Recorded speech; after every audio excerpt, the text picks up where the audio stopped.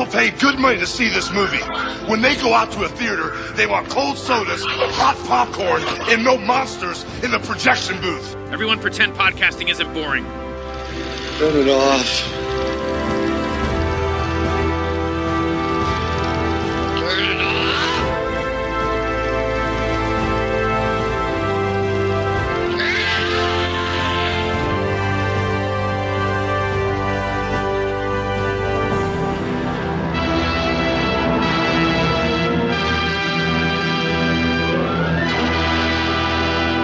We don't take no lip from nobody. Yeah, that's good stuff. Hit 'em hard and quick. We ain't afraid of nothing and nobody, are we? 3 cheers for the Black Legion.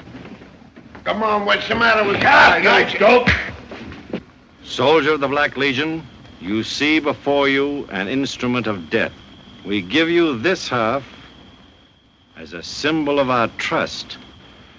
The other half you will receive the day you betray that trust. You've been lying to me. Don't you call me a liar. You're Frank. You did have something to do with all those terrible things. You and those new friends of yours. You shut up about my friends. I won't. Only a bunch of dirty, contemptible cowards would do a thing like that. Why, you... Then kill me for telling you. Them Black Legion guys don't fool. I'm not fooling either. You're gonna quit that gang. I can't get out. Nobody ever lived to get out of the Legion. Stop him! Don't let him get away! Don't let him get away!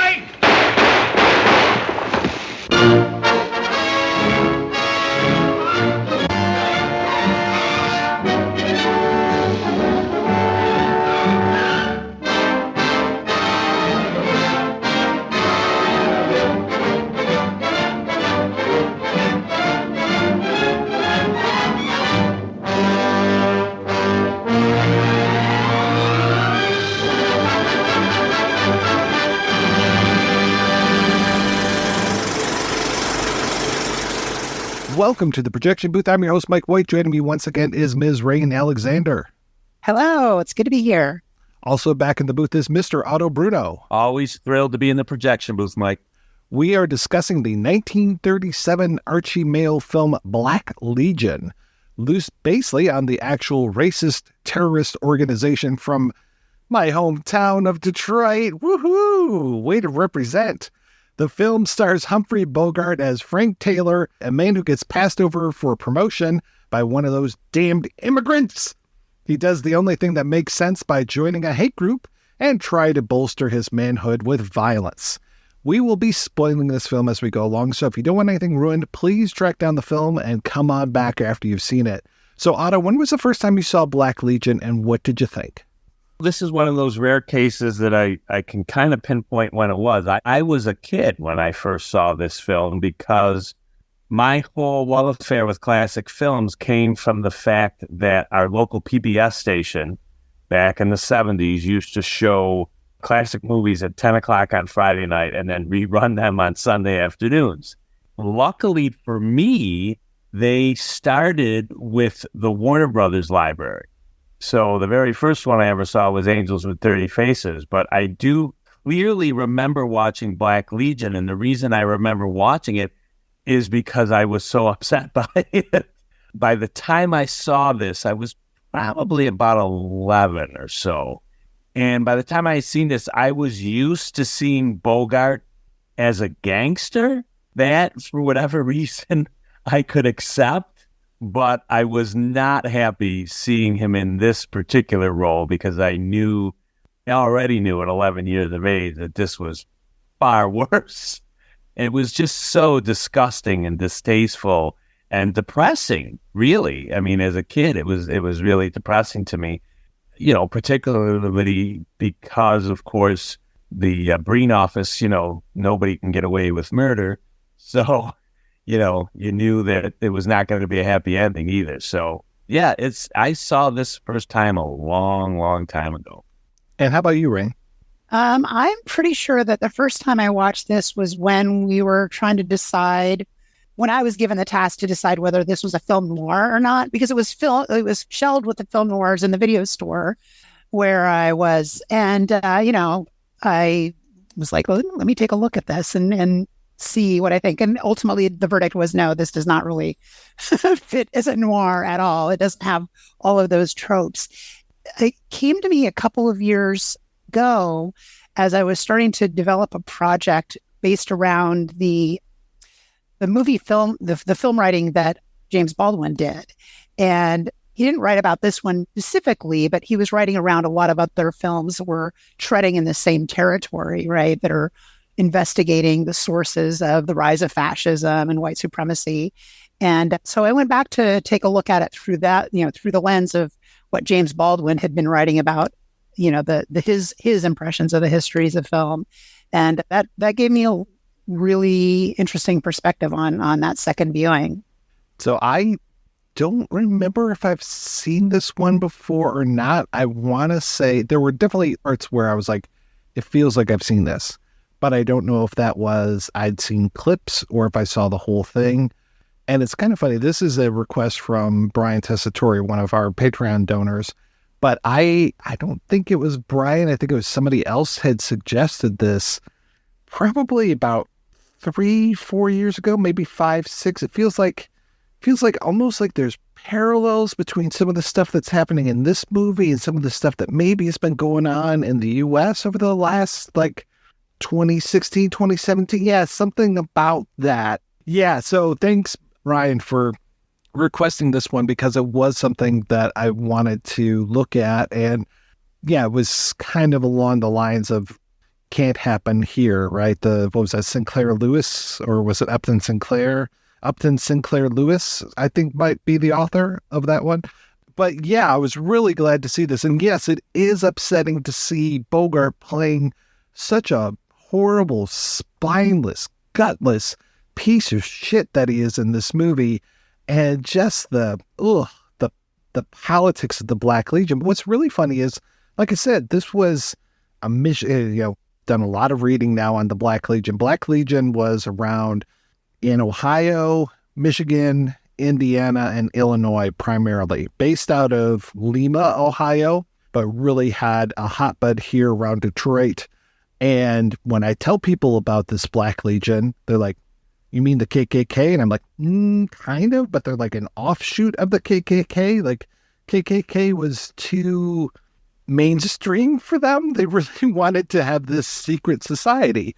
And there's actually theories as far as why we don't know about the Black Legion that much today. One is that they got busted back in 36, 37. But the other one is that they kept no records because they were so secretive that they didn't keep a paper trail of stuff. So I don't know if I believe that. I don't know how much that holds water, but that's one of the theories around why we don't talk about the Black Legion. But I think, moreover, it's just because it's so unpleasant and such a black eye, pun intended, to our whole city that nobody really wants to bring it up. Like, oh, remember the Black Legion?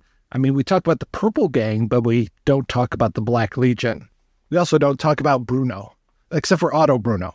I believe a lot of Detroit officials and members of the police were believed to be part of this organization as well. And that's why it was such a good secret, a well-kept secret, basically.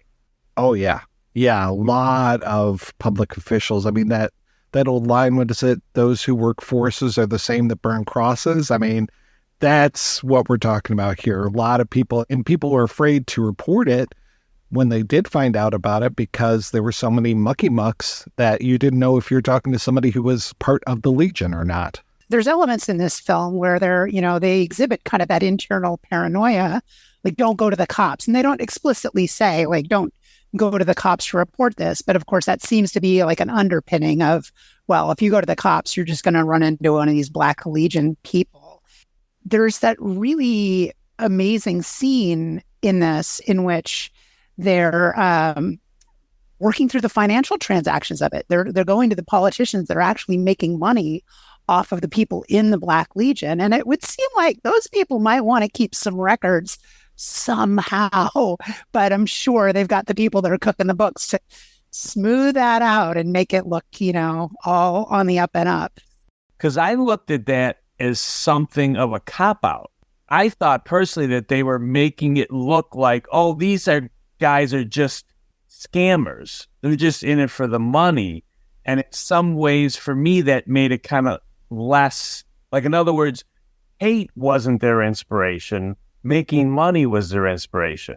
And I don't think it was. I think it was hate, I think maybe the filmmakers didn't want to say that, so I thought they kind of used that to gloss over it a little bit. Sure, I can see that.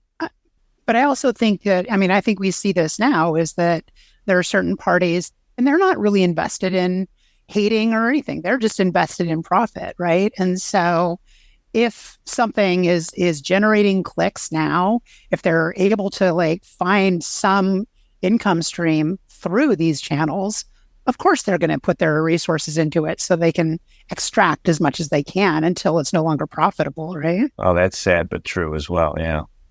Yeah, that scene, the one particular scene where they kind of were following the Bogart narrative, and then he eventually gets inducted into the Black Legion, and they have this whole ceremony, and the ceremony was just so sensationalistic. It was great that I was able to find a press book for Black Legion, and they had the oath in there so many times that it was this is the actual oath of the Black Legion.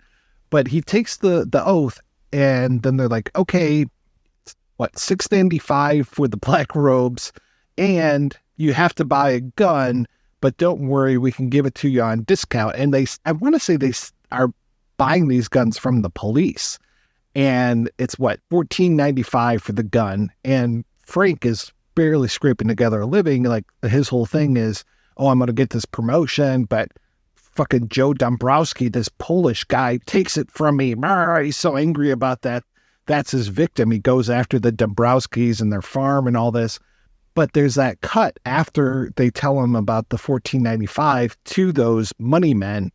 And that scene apparently was shot by Michael Curtiz of Casablanca fame, which doesn't really make sense to me because I then had to go back and look, and it's actually in the script. It is in there.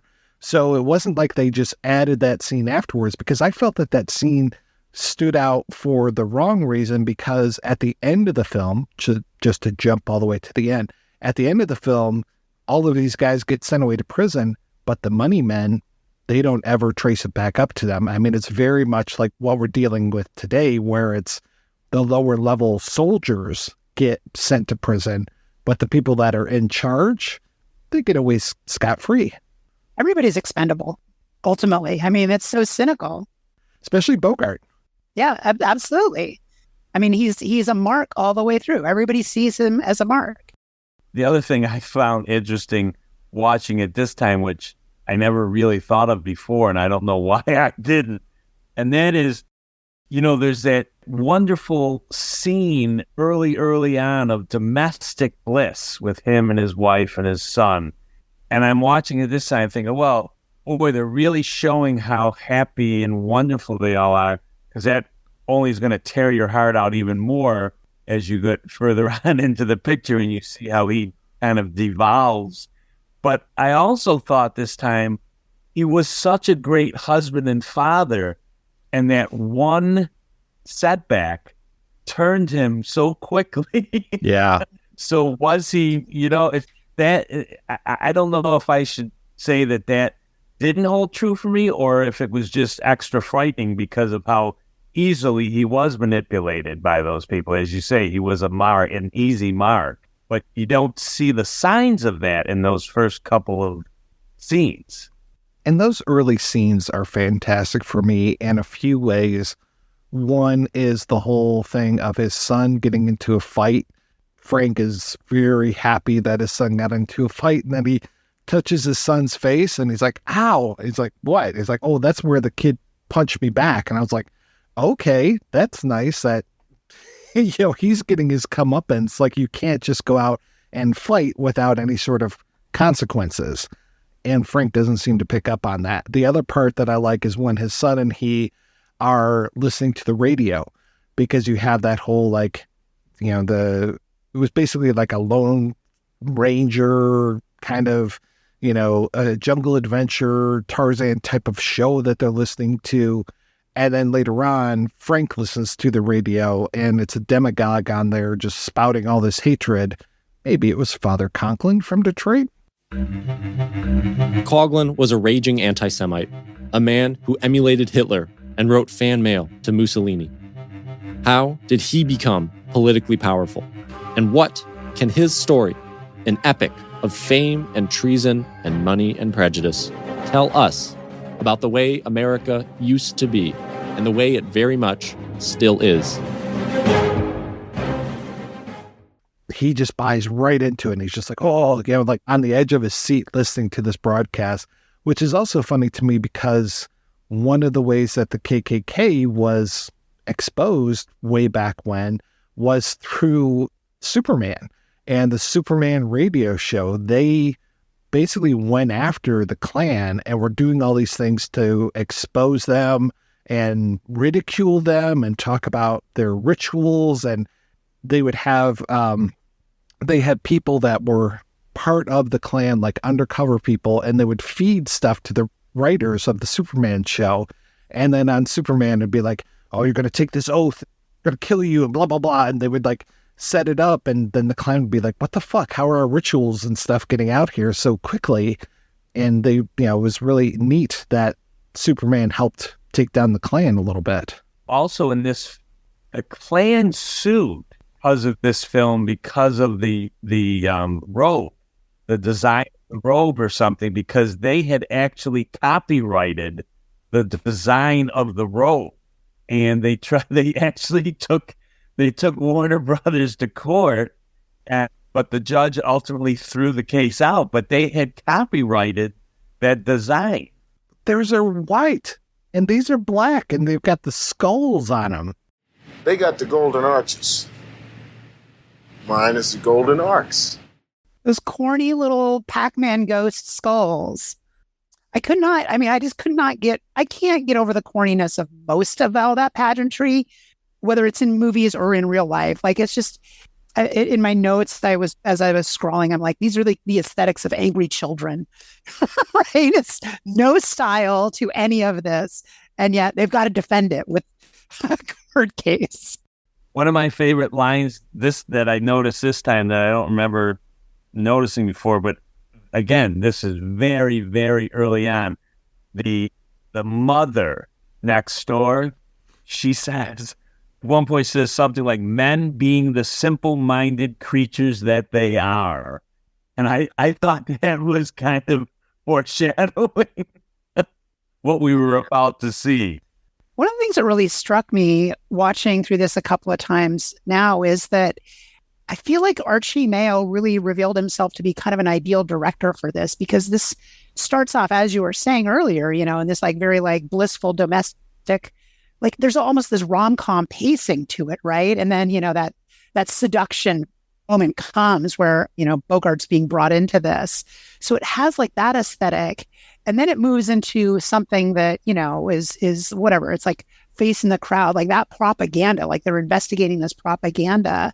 And then it moves into this courtroom drama. And ultimately I realized, I didn't realize until watching this a couple of times and then reading some of the background material, that this was really rooted in a real life case. And I'm like, oh my God, this is actually a true crime film. This is about the same kind of true crime. Like, this is almost, to me, no different than, whatever true crime documentaries are on Netflix now. It's treading in that same territory, but in 1937. And the disclaimer that they have on the front is even more emphatic than most of the disclaimers, because they said not only is it not based on any true story, but it's not based on any true characters either. It kind of doubles down on it, when in fact, as you say, absolutely was based on a true case. On one hand, Warner's was obviously afraid of being sued or being something worse than sued. And at the same time, even though it's certainly mild by our standards today, it obviously took some guts to make the film to begin with. Absolutely. I think it feels very fresh and modern in its way. I don't feel that it doesn't feel dated to me, apart from like the aesthetics of it. Obviously, we have television instead of radio, et cetera, et cetera. We have scarier guns now, all this kind of thing. But in terms of the way that the propaganda functions, it's note by note. It's really feels very frustrating to me that we live in a time when we've got so much media saturation and still so little media literacy that, folks can't really prevent themselves from spiraling down these propaganda holes in the same way that Bogart's character is doing here. And going back to the idea of the domestic bliss, too, I thought it was very clever the way that they use Frank and his relationship with his wife and son versus Ed and the girl that he wants to marry. And then there's also that floozy that's in town. What is her name? Pearl, I think it is. And so you've got all of those players also in here, as well as Frank's coworkers. You've got Cliff, I think it is, and all of the different agents that are happening here. I mean, of course, Cliff is kind of talking him into doing bad stuff. Frank, at one point, is trying to talk one of his other coworkers into joining because, again, talking about the financials, at one point it becomes like a pyramid scheme because they're like, every member must recruit 2 new members. And that was the thing. I've been reading this book. Well, I've been reading several books and listening to some books and stuff, and we'll hear from one of the authors later. But this whole idea of people being taken to Black Legion meetings and not knowing that they're going to a Black Legion meeting, and it's suddenly they show up and they get a noose around the neck and they're like, you got to take this fucking oath and we've got a gun against your head and here's this bullet. If you reveal us, you're getting the other part of this bullet. That's real life. I mean, that's how they were operating. And I'm just like, how do you do that? How do you recruit somebody into a hate organization that had no intention of becoming part of a hate organization? Yeah, they were literally shanghaied into it. It seems like you would get no loyalty from that, but yet I guess they were just ruling with fear and seeing, because they were attacking people of color. They were attacking Jewish people. They were attacking Catholics. They were attacking immigrants, but they were also attacking each other in order to keep themselves aligned. There were floggings of the members, and each member would take a turn with the flogger in order to kind of share that burden. So it wasn't like one punisher. It was they all would punish the person who had stepped out of line, and you knew you were next if you stepped out of line. I mean, yeah, these are classic methods of social control. Yeah, controlling by fear, basically. And it is depressing, as Rahne says. I mean, that's the other thing that makes this movie so depressing and so scary and so compelling still, is that it is sadly so relevant still. And also, the other, because I'm a huge Bogart fan. This is 1937, I think. And he had just gone back to Warner's in 36 for Petrified Forest. And then after Petrified Forest, and he got all these great reviews, he's in like 3 or 4 more programmers in 36 that, are nothing to really pay any attention to. And then he does Black Legion. And I mean, he got an opportunity to really act a little bit in this film and got great reviews, by the way. He got some really good notices for his performance in this, but still his career doesn't really go anywhere. And one of the reasons, of course, is because at the time, there were too many other stars at Warner Brothers who were ahead of him, not the least of which, as I'm sure you both probably already read, was Edward G. Robinson, who originally they were going to put in this particular role, but then they decided he was too ethnic and they needed someone who looked, totally American, which I found kind of humorous because I always thought Bogart had a little ethnic look to him, but he was, he clearly was not. I mean, he didn't have any real immigrant background per se, so they thought it would be safer to go with him. But I mean, he really doesn't. I mean, he does a few more great turns and things like Dead End and stuff like that. But it's really like another 4 or 5 years before High Sierra starts to turn the tide for him, which is amazing when I watch something like this, because he's really good in this. Yeah, I was fascinated by that because he comes off as such a mark, such a just like innocent, dopey goof, which is just not the character that he moved into later in life, right? At all. And I was so fascinated to go back and like really look at this in historical context and realize like he had made dozens of films by this point, but still was not really the star that we know now. And like, even Ann Sheridan wasn't like, none of these people, even though they'd been working for so long, weren't really stars in the way that we know them now, which I think is just so fascinating. I was like, I would love to be able to get into like, where in like Ryan Gosling's career would this have fit, right? Or, you know, so just to pick somebody out of the blue, like somebody who has done kind of that like wide-eyed, gee guys kind of role, but then moves into something grittier. Wild to see Bogart in this kind of place in this film. And of course, a guy like Bogart and Bogart and any modern star, you know, film star, it's just not comparable, because Bogart in the 30s, in that second half of the 1930s, is literally making like 5 to 7 films a year. You know, I mean, it's just unheard of today. Absolutely unheard of. I kept forgetting that Ann Sheridan was even in the movie. I mean, she's such a name for me now, but really it's Erin O'Brien Moore who kind of steals the show as Ruth, Frank's wife. She does such a great job, and I love when she just finally ups and leaves him because he's completely unhinged. He starts to spiral out of control, all because of his association with the Legion. Yeah, the way that he is kind of, what's the word I'm looking for? The way that he shirks his work in order to like stick it to Dombrowski before Dombrowski gets his. But then later on, when he's part of the Legion and he's, you know, such a big shot now at the shop, and he talks to that guy from Texas and he's just like, oh yeah, you should be part of this group, blah, blah, blah. And meanwhile, there's some idiot running the piece of machinery that this Texan was supposed to be running, and he ends up getting fired. And he just continues to spiral. And I love the line, too, that she gives about after he buys that gun, she says, there's nothing left in the house to steal because you've spent all of our money. You have your values completely skewed. By the way, was I the only one who thought of Taxi Driver? He's playing with his new gun. Yeah, that's true.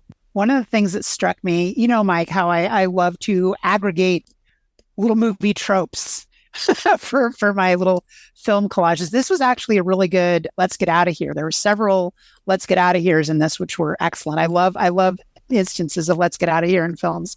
But the one thing that really struck me that I want to do some more digging into is that trope of brushing past everybody, the jury box or in the courtroom, you know, she's like following him and he's getting pulled away at the very end, you know, getting pulled off to jail.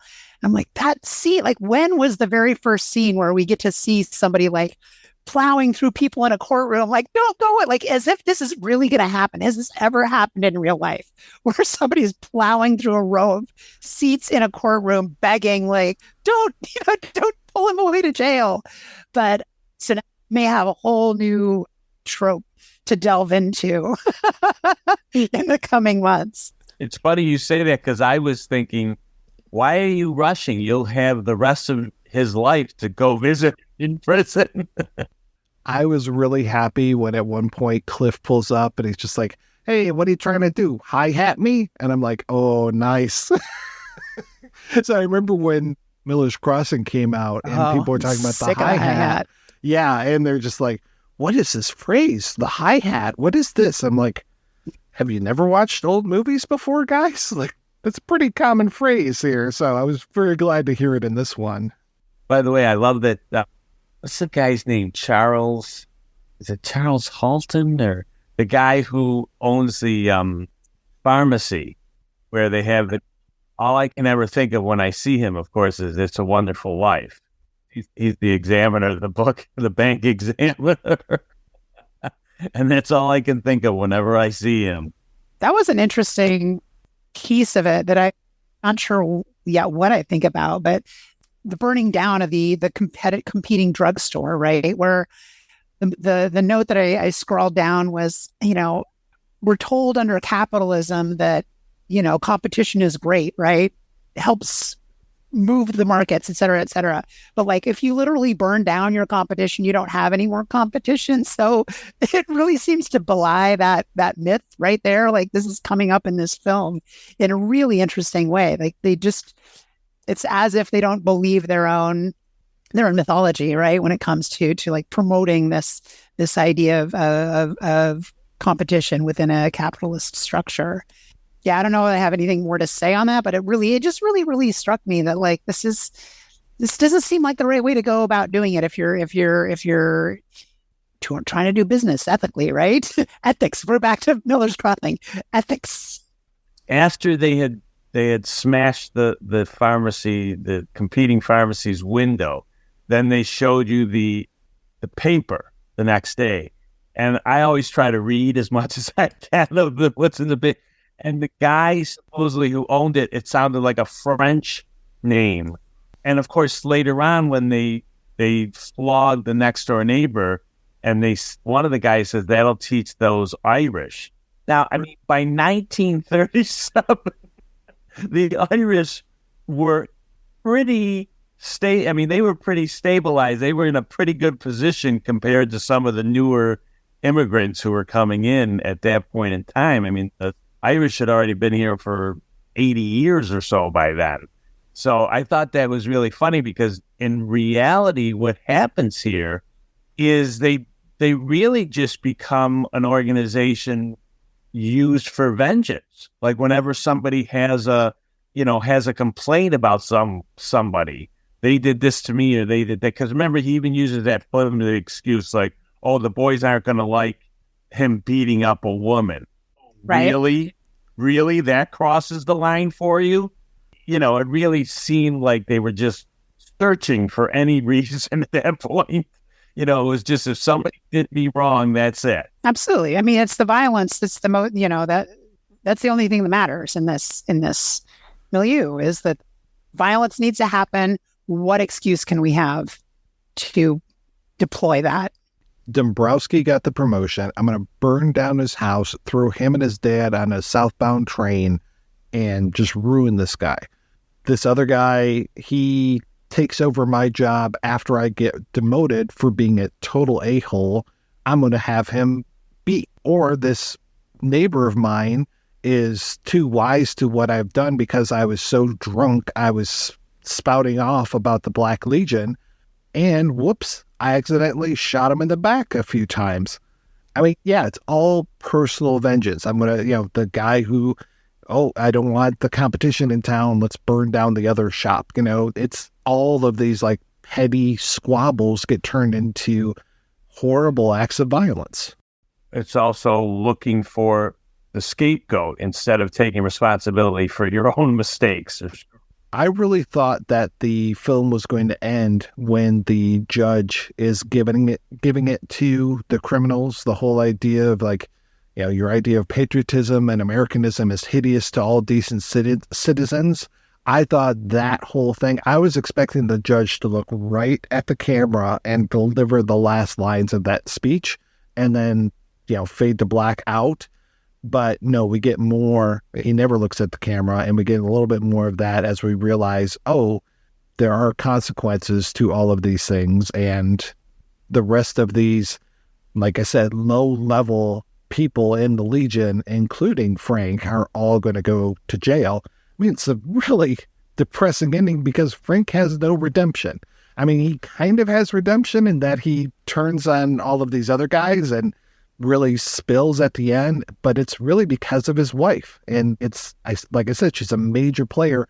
He can't go through. He could go through with all the violence. He could go through all the race the hatred and all this, but yet he couldn't lie about the floozy Pearl and that he wanted to leave his wife for her. That was a bridge too far. That's another thing that I'm sure you're going to get into when, what's the gentleman's name you're talking to? Stanton? Tom Stanton. Is it Tom Stanton?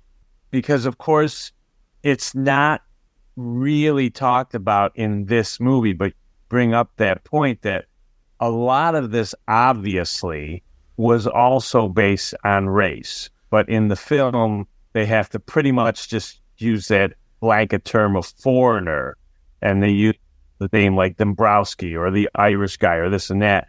But, obviously a huge portion of this was racial as well. And they can't do that on film in 1937. 37, I guess. I have to tell you, like, I'm gonna get that Stanton's book now because I grew up a big baseball fan, and he talks a lot about that, I guess, in the book. I heard him. I listened to him on a baseball podcast this week, and I was shocked and appalled to hear that Mickey Cochran is implicated in all of it. You know, although there's been some horrible baseball players of the past who were involved with the KKK. Yeah, or just a-holes like Ty Cobb, yeah. Yeah, I mean, there's a whole list of guys that were believed to be members of the KKK who are in the Hall of Fame, of course. As of, because I'm just about done with Tom's book, and as of where I'm at, Cochran has nothing to do with it. It's really interesting, though, the way that he goes back and forth, because he does go between Tigers, Lions even, Joe Louis, and then the Black Legion. Sometimes they're separated into chapters where he'll just deal with one thing and then go to another.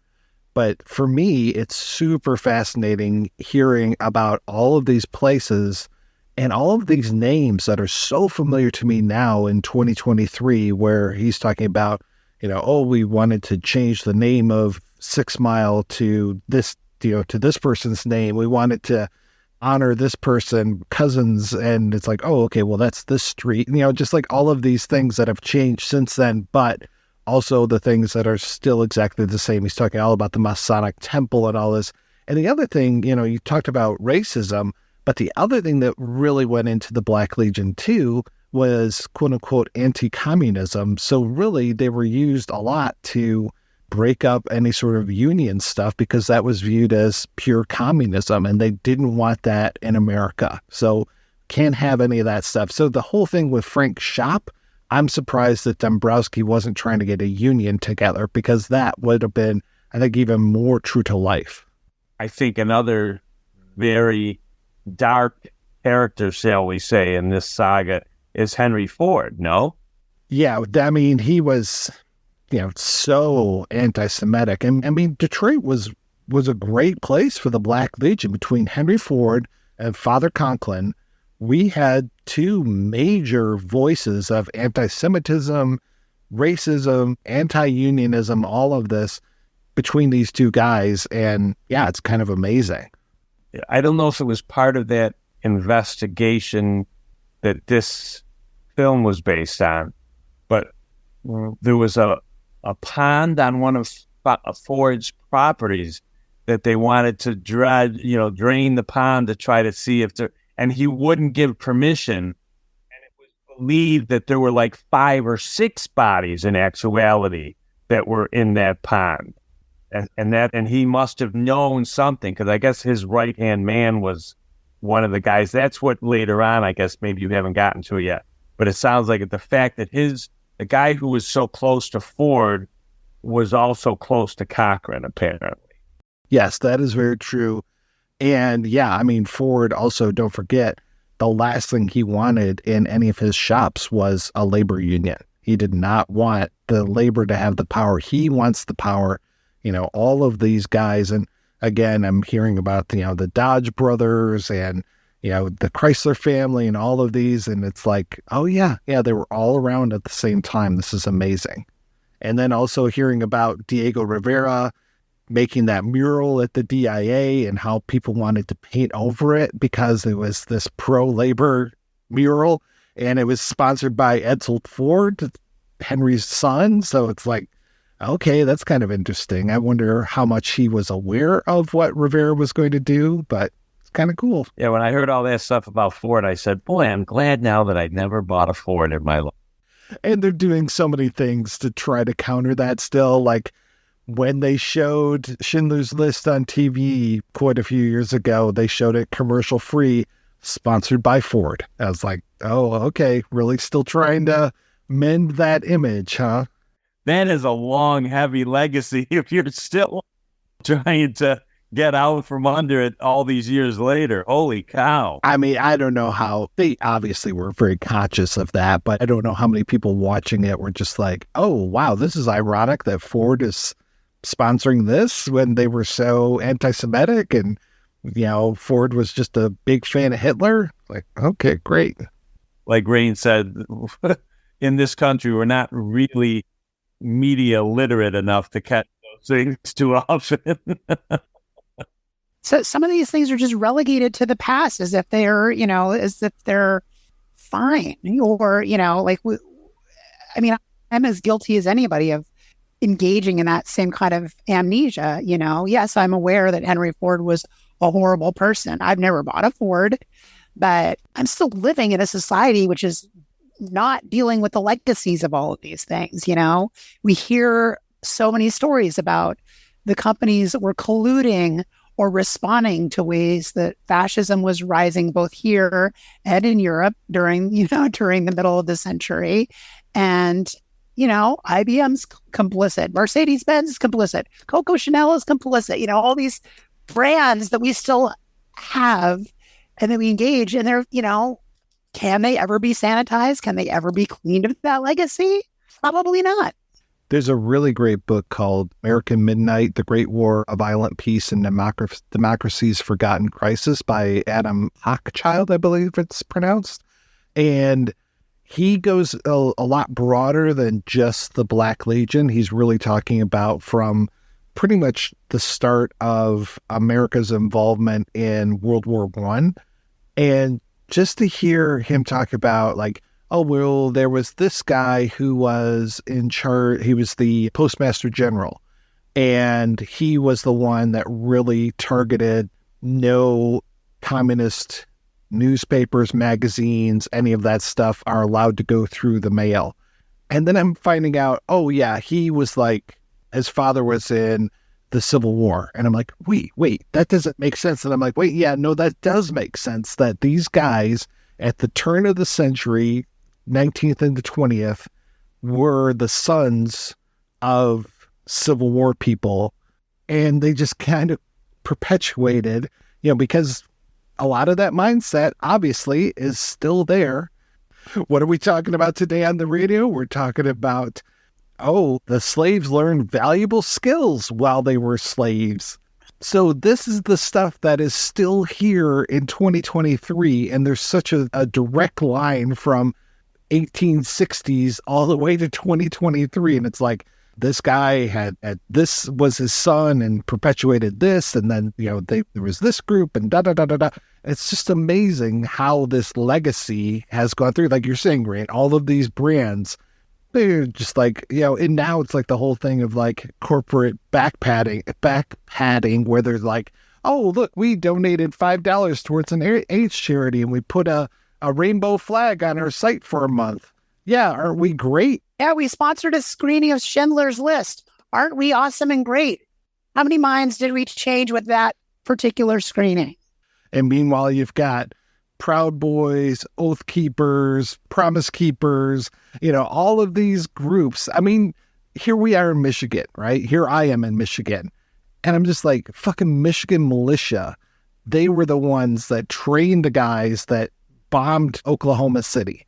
How many other things are they doing? Oh, we'll kidnap the fucking governor. Okay, great. And this is pre-January 6th. All of these assholes that are out there for January 6th, again, they'll probably eat up being in the Black Legion because they got cool robes, and they probably now would carry AR-15s because that's what we love, Want to get my gun off now because that gun that Frank is holding in this movie, total phallic symbol. Now this is a manhood type of thing because Dombrowski stole his manhood, kept him from getting this brand new car. Well, now I got my gun, Dombrowski. Oh, yeah, it certainly serves as that signifier. And you see how thrilled the son is to be like, I want to get a piece of that too, right? When do I get to shoot a gun? Like that trope has already been embedded in the culture in that way, such that the kid is like, oh, this is a marker of something that's really cool and is going to give me a certain kind of power. But like, to what end? Well, his son wants to play whatever the adventure is that's on the radio. Like that's his escape. His dad's escape is playing dress up with all of these guys in black robes. It's LARPing.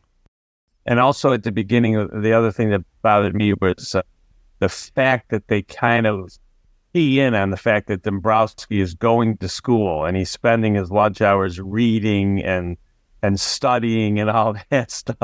Because I'm like, oh, of course, education is always the enemy of bigots. They can't stand anybody. Oh, first you start reading, the next thing you're going to do is you're going to start hi-hatting you, Yeah, it's the old Bill Hicks line. What are you reading for?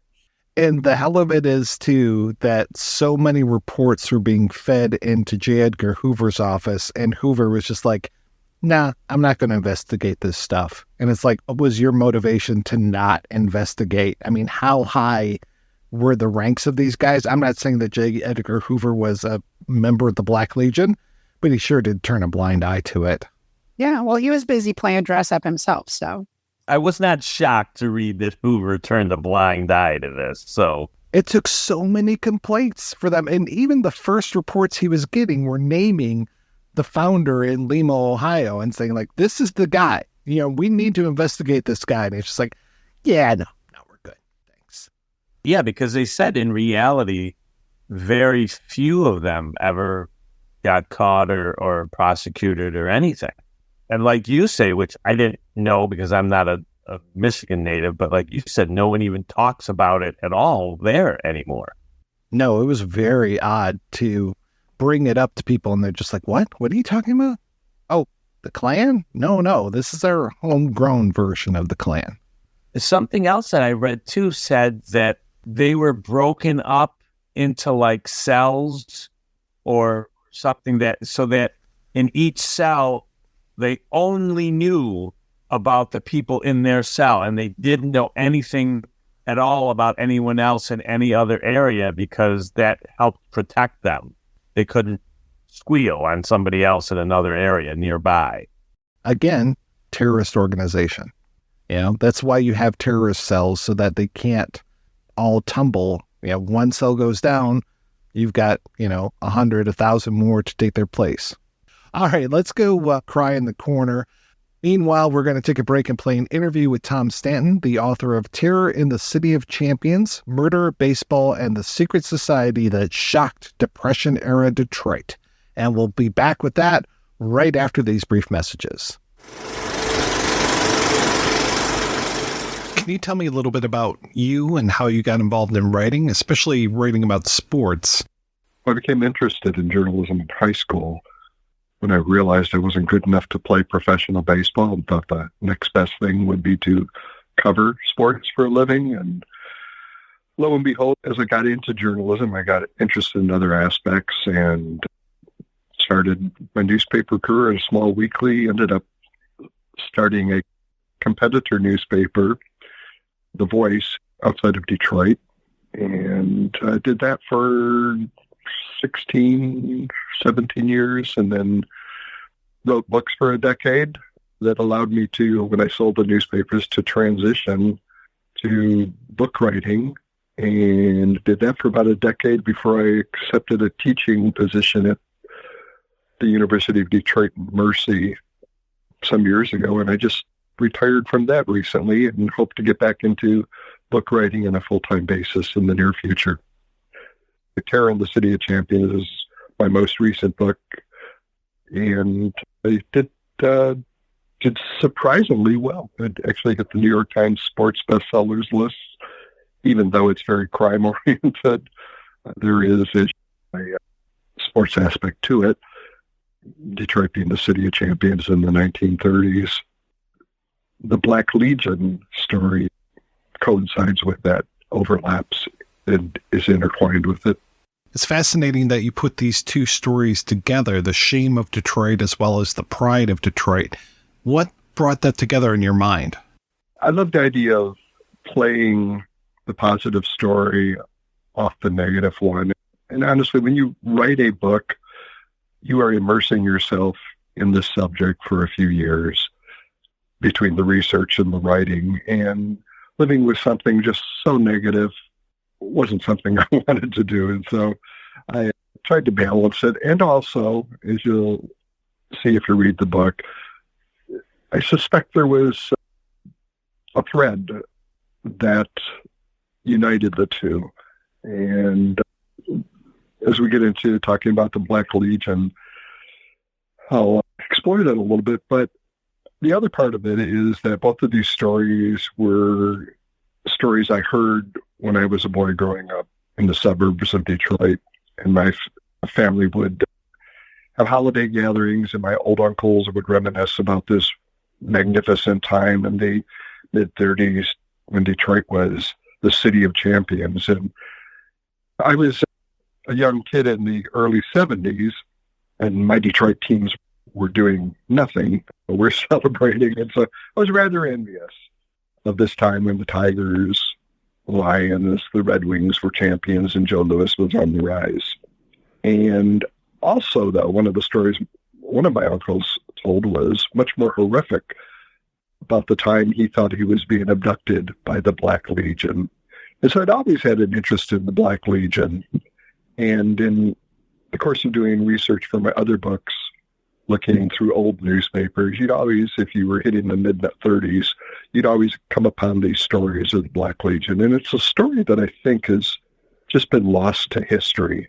If you're into organized crime stories, you probably have heard of the Purple Gang, which was the Jewish Prohibition era gang that ran Detroit, basically.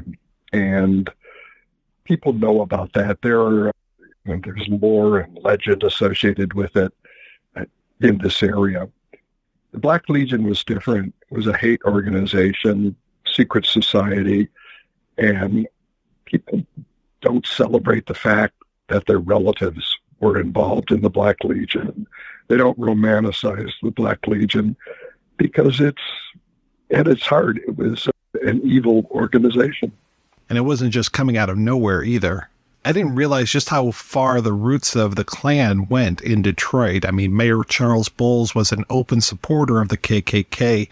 He ended up being elected 5 years later, I believe it was, in later 20s, probably also with Klan backing. But there had been a crackdown on the Klan by that point, and so it didn't really dissolve, but the sentiment was still there, but the Klan was not prominent in the same way. So yeah, that element was always here.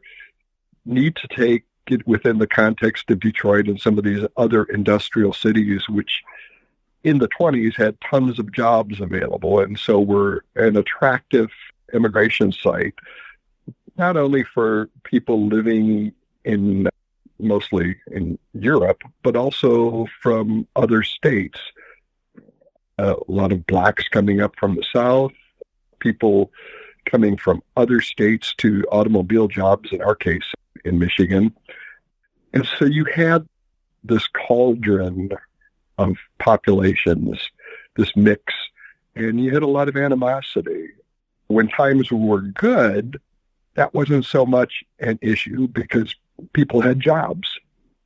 But when the market crashed in 29 and then the following years, those industries sunk into dire times, there was competition for jobs, and that allowed the Black Legion to fester. It has its origins, actually, in this guy who was a Klan member in Ohio who didn't think the Klan was exciting enough, and he tried his own offshoot. This guy was Dr. Billy Shepard, and it worked for a couple of years, but he was just a local character. Bert Effinger, who was from Lima, Ohio, ended up meeting with Shepard and taking over the organization, putting him into a position, and began developing through his old Klan connections the Black Legion, primarily in Michigan, Indiana, Ohio, and Illinois, and a little bit along the border states. And he grew that organization quickly. Now, I address in the book, and there's a lot of suspicions that this guy who was just an electrician, not a very bright guy, running out of his basement, was most likely a puppet for some higher, more devious even characters. And but nonetheless, the Black Legion grew.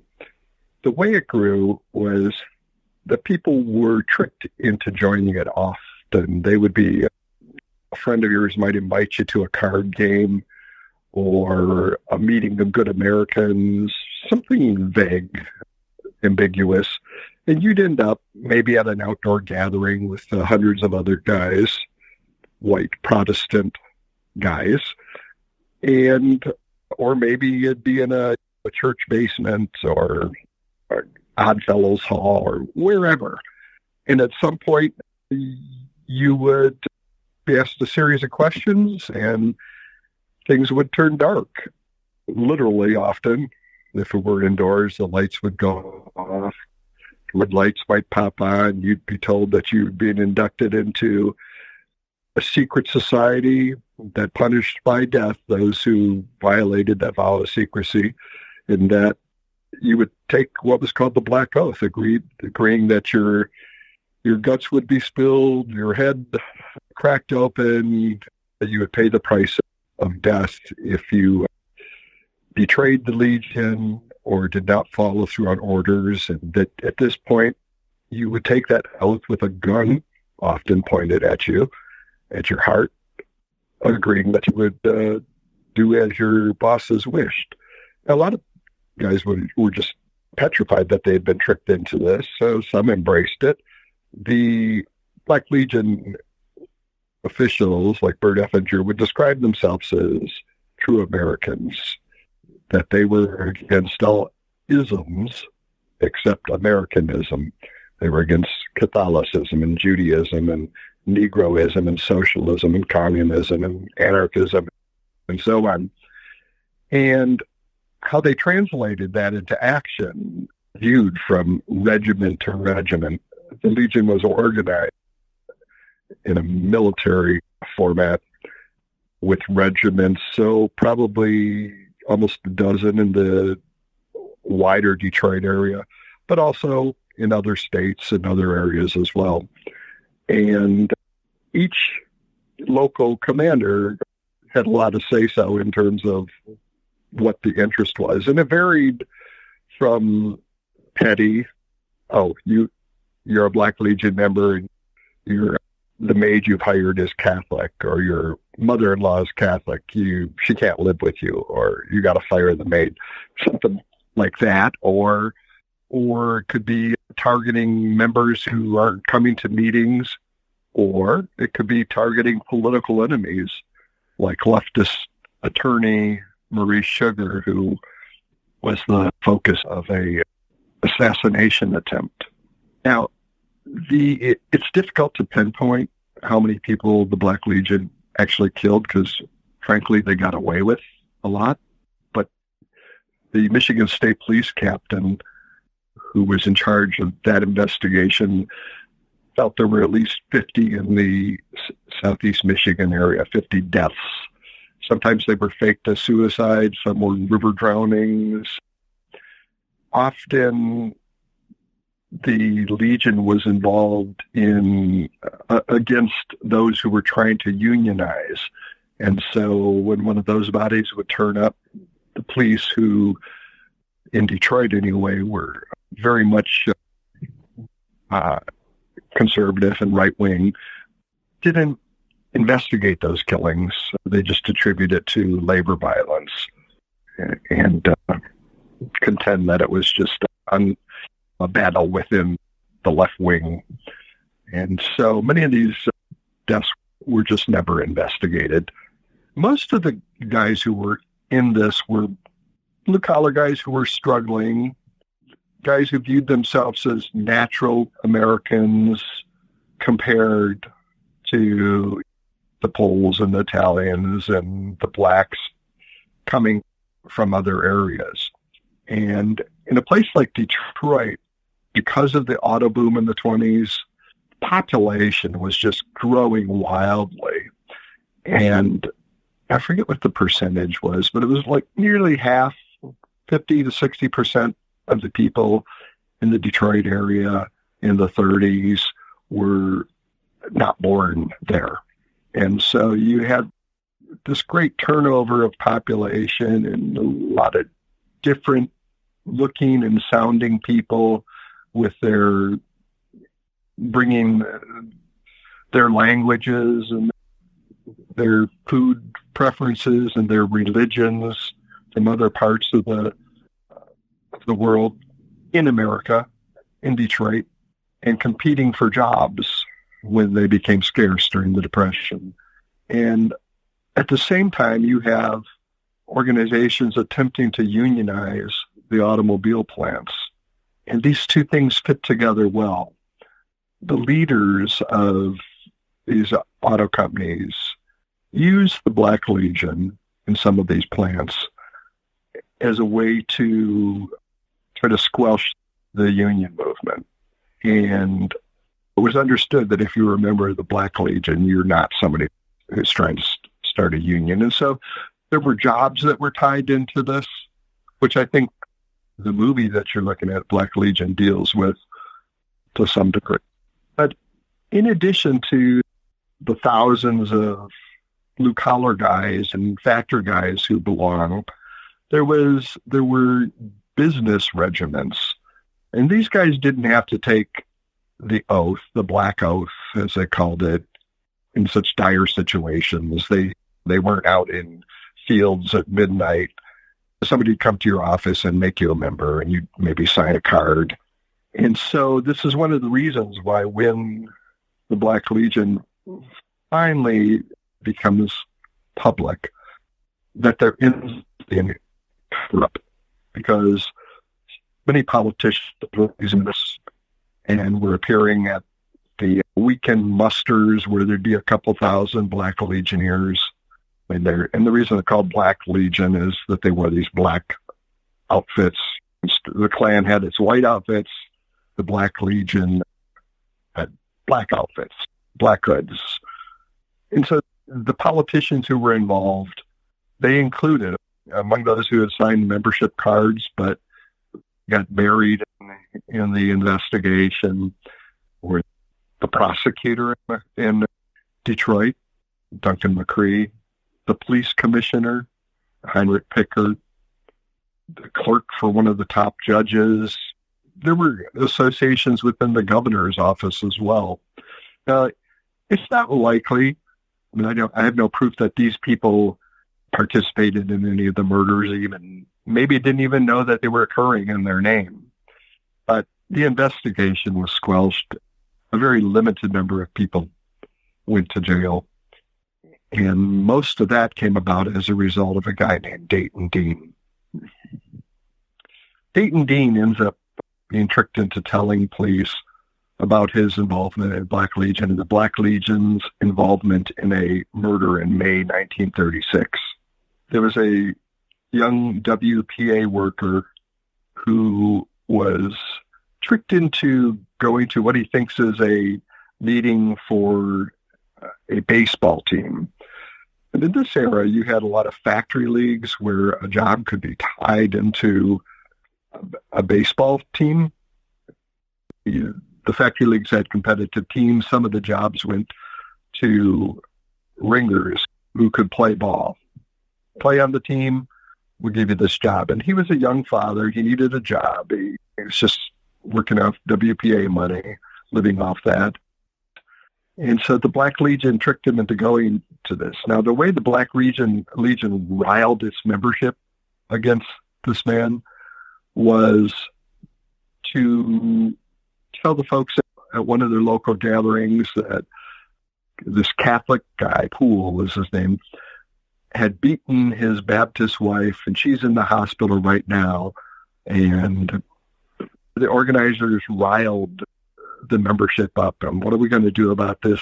Let's take him for a one-way ride. And so they went looking for him at bars. He was trying to meet up with these guys anyways, because he thought he's going to finally have his life turned around a little bit. Good news, he's going to get a job at a factory and play baseball for them. And so he's waiting to go to this meeting as well. They do take him, they pick him up, and under moonlight, they end up assassinating him. Now, the thing was, this is an indication of just how petty the organization could be. That story about his beating his wife, who was pregnant, was false. she was in the hospital delivering their child.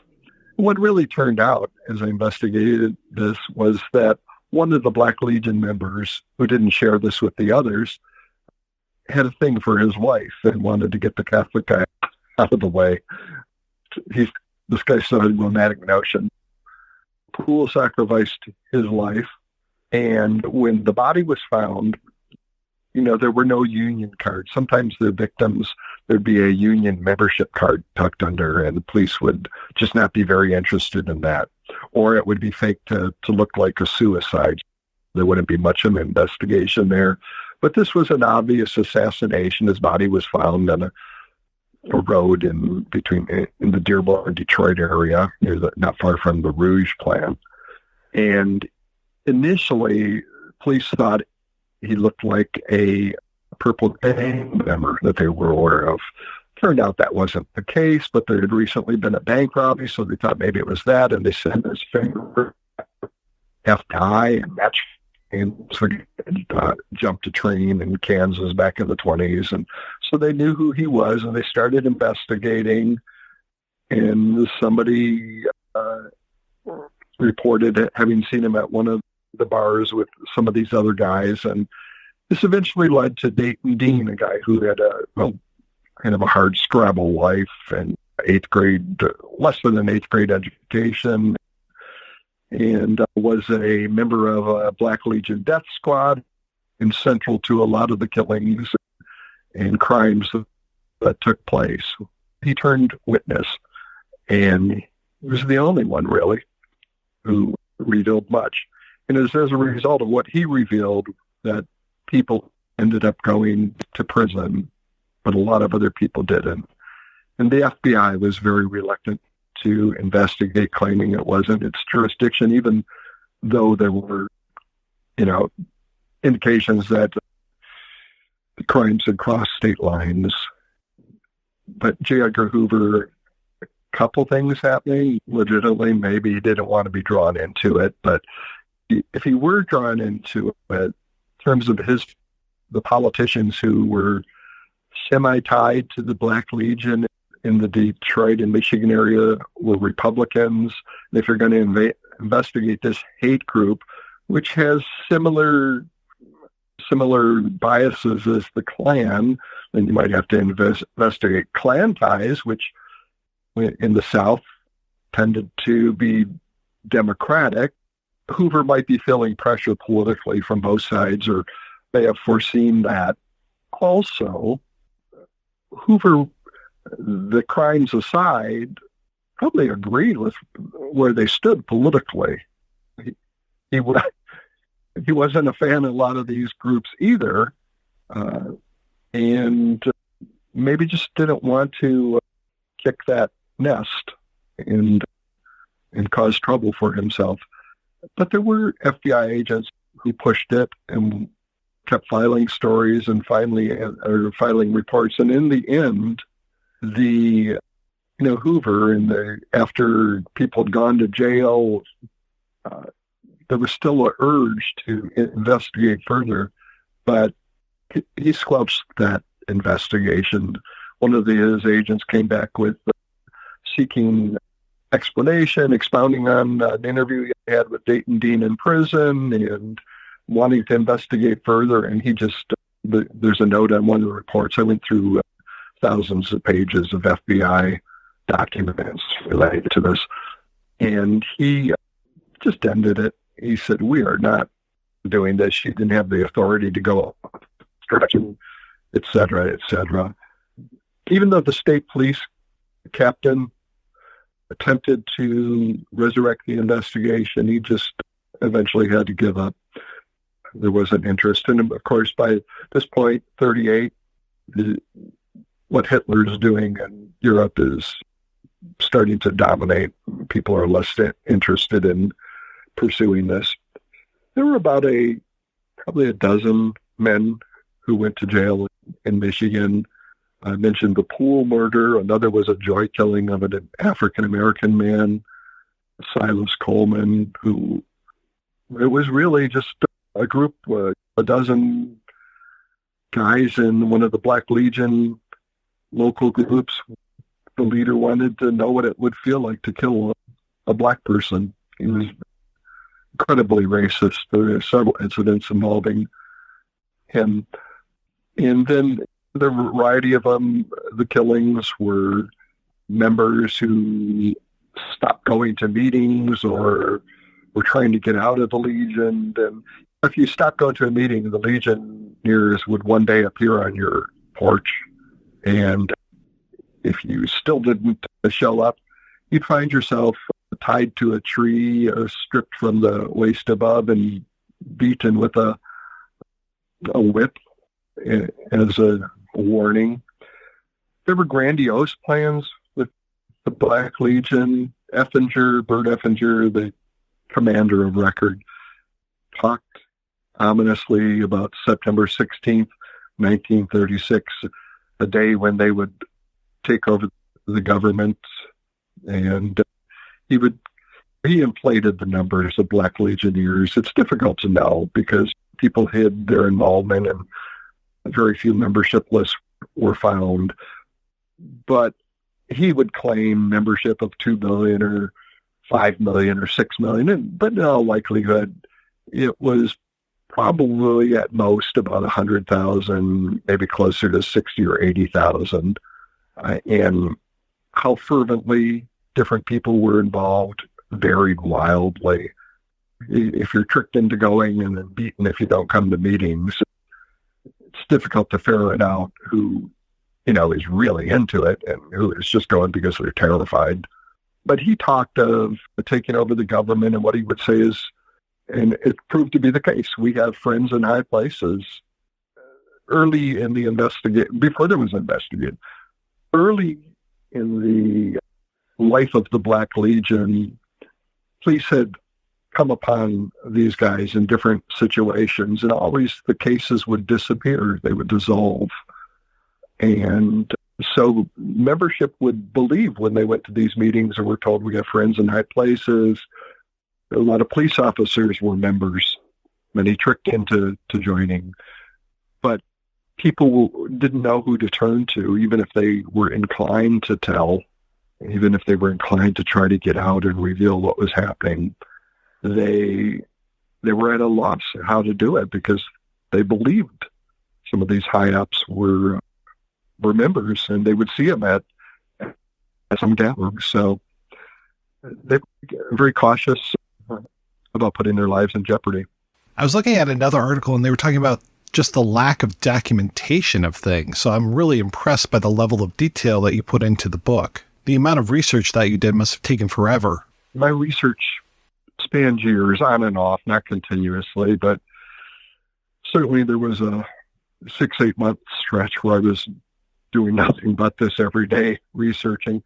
Fortunately, the FBI files were not destroyed, and there are Michigan State Police files, and there are some court documents. There's a lot of media coverage as well, but you have to be careful with that because some of it was a bit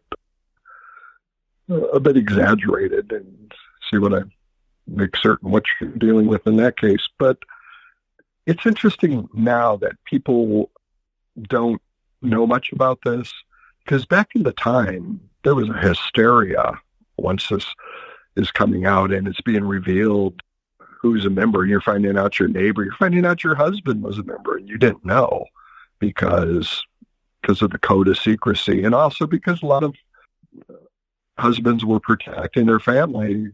If you don't tell anybody, they can't divulge things. You protect them in that way by not telling them. But a lot of women, given the involvement of some of these men, meetings often 5 times a week, if you're really into it, a lot of these women thought their husbands were having affairs, that they were involved with others because they wouldn't tell them where they're going or what they're doing. And these were late night meetings out in darkened fields. And so you're right, there aren't tons of records. The Detroit police records disappeared many years ago in a fire, I believe. So you don't have those to go by, and the grand jury that were convened Their records have never been released except in one of the counties, Oakland County, where a lot of people were identified through the grand jury. But the grand jury in Detroit, in Wayne County, was a one-person grand jury, and it was a judge who was very active in Republican politics. It's my belief that one of the guys who encouraged the Black Legion was the service department leader at Ford, Harry Bennett. He was a rather infamous figure. And he had ties to lots of these higher-up figures who were involved. The public figures like Harry were not the public face at the gatherings, but he certainly approved of what they were doing in terms of their anti-unionism, anti-socialism, communism, left-wing politics. No place for that in his belief system. One of the most frustrating aspects of looking into this was there was a history professor who in the 70s did quite a bit of research, Peter Amman, and I was looking through his files, through his archives, and he, in the late 70s, interviewed one of the last living investigators of the Black Legion, one of the police guys, who confirmed that many higher-ups were involved and that there was a cover-up, and for their silence, because it didn't come out initially that the police commissioner had signed a membership card, but for their silence, they were given promotions and better jobs and things of that nature. But the frustrating part was he made mention in his interview with the history professor that, up until recent years, I had kept the list of all the high-up figures who were members of the Black Legion. I just destroyed it a couple of years ago. But I like to think that somewhere out there in somebody's attic, Grandpa's records of his police years, that there's this list still. And undoubtedly in some of these attics, probably somebody has come upon some black gowns and hoods and had no idea what they had there, but it's a bit of history, dark history. But the hysteria, when it happened, people are finding out that all these people were involved in the secret society, and the secret society was doing stuff. When the news started to break, they flooded FDR with letters. They flooded J. Edgar Hoover with demands for investigations. It became a big news internationally. When the trial happened, there were reporters here from London and Paris covering this, and a couple of movies that were spawned from it. The better known one is the Humphrey Bogart one, but there was also one called, I believe it was Legion of Doom, which I've never seen, but the Black Legion one with Humphrey Bogart was the bigger name. But those are ripped from the headline movies. We obviously didn't have TV then, so they weren't doing that, but there would have been radio serials that were based on the Black Legion. There was a play. There were works of art. It was a big deal at the time. National politicians were commenting about this. And for just to have evaporated is so interesting to me. But it's not the kind of thing people want to celebrate if they're even aware of an ancestor's involvement. And they probably weren't. It was a secret society, and when it breaks so out into the public view and there's these threats of unveiling everybody who's been involved in the Black Legion, police were finding and people were coming upon the gowns that tossed away in swamps and wooded areas. People were trying to ditch the evidence of their involvement. So it's not something where there's a romanticized tale. Oh yeah, great-grandpa was a bigot. Isn't that cool? No. And so it's just a lot of people who wanted it to go away, and essentially it did. And it's great that from perspective, the one thing that actually keeps it out there a little bit, other than hopefully my book now, but the movie is still around after all these years. The one with Humphrey Bogart, and it's probably because it was Humphrey Bogart that it's still around. One thing that's interesting that comes up in the movie is the idea of money. Money drives everything, and there's a whole scene of, okay, we need you to pay $6.95 for the robes, $14.95 for the gun, and then we eventually cut to the many men who are there counting up all the funds that they've accrued. Was there a money-making aspect to the Black Legion? No, actually there wasn't. And one of their selling points was that unlike the Klan, nobody was making money off this. They viewed themselves as, rather than an offshoot of the Klan, as a competitor.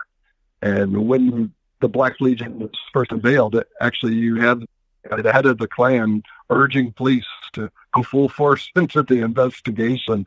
But no, the Bert Effinger, the guy from Lima, Ohio, the leader of the Black Legion, he had a very hard scrabble existence. He wasn't making money. The membership dues, as it was, much less than the Klan dues. They had to pay for their outfits, but I think they would even let you make them if you wanted, if you knew a seamstress.